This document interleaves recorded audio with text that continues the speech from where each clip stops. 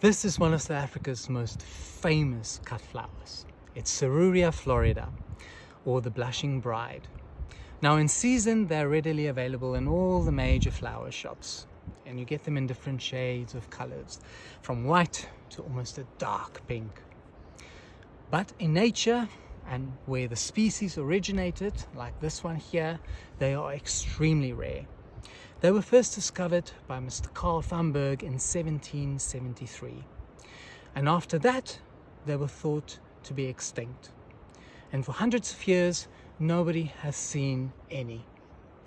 And then in 1914, Franschhoek, a little town here in the valley, had a flower show, and one of the farmers had some flowers of Serruria at the flower show. Now, Kirstenbosch Botanical Garden, world famous in Cape Town, was only 1 year old then, and the curators at that time was at the Franschhoek flower show, and they saw the Serruria flowers, got very excited, and asked the farmer where to go and find it. They took some cuttings and seed of those plants, and that is where all of the commercial plants that we have available now came from.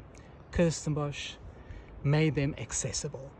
But back here in the mountains, the original plants and the species as this one is still extremely vulnerable, and very few is left. Now, what makes them so vulnerable? It's frequent fires, too many fires by humans. It's also over-harvesting, especially in the past, for the flowers, and then forestry, which kills just about everything in its shade.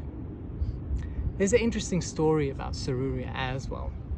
Where does the name Blushing Bride come from? Well, the story goes like this.